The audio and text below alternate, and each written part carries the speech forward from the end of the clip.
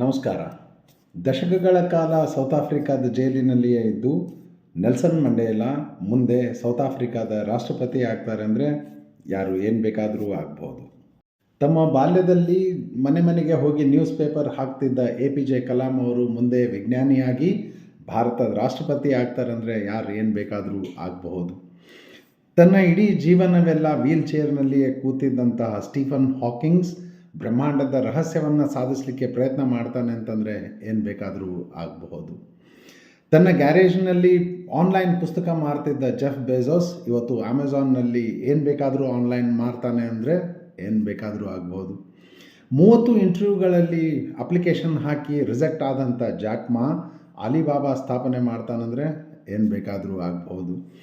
ಬಾಲ್ಯದಲ್ಲಿ ಬುದ್ಧಿಮಾಂದ್ಯ ಇದೆ ಅಂತ ಹೇಳಿ ಮನೆಗೆ ಕಳಿಸಲ್ಪಟ್ಟಂಥ ಥಾಮಸ್ ಅಲ್ವಾ ಎಡಿಸನ್ ಮುಂದೆ 1,000 ಪೇಟೆಂಟ್ಗಳನ್ನು ತೊಗೊಳ್ತಾನೆ ಅಂದರೆ ಏನು ಬೇಕಾದರೂ ಆಗ್ಬೋದು. ನಡುವೆ ಓದೋದನ್ನು ಬಿಟ್ಟು ಶಾಲೆಯಿಂದ ಹೊರಗೆ ಹೋದಂಥ ಸ್ಟೀವ್ ಜಾಬ್ಸ್ ಆ್ಯಪಲ್ ಕಂಪನಿ ಸ್ಥಾಪಿಸ್ತಾನಂದರೆ ಏನು ಬೇಕಾದರೂ ಆಗ್ಬೋದು. ನೆನ್ಪಿಟ್ಕೊಡ್ರಿ, ಸಮಯ ಯಾರಿಗೂ ಯಾವುದಕ್ಕೂ ಏನು ಬೇಕಾದರೂ ಪರಿವರ್ತನೆ ಮಾಡ್ಬೋದು. ಯಾಕೆಂದರೆ ಸಮಯದಲ್ಲಿ ಆ ಶಕ್ತಿ ಇದೆ. ಸಮಯವನ್ನು ಗೌರವಿಸ್ರಿ. ಸಮಯ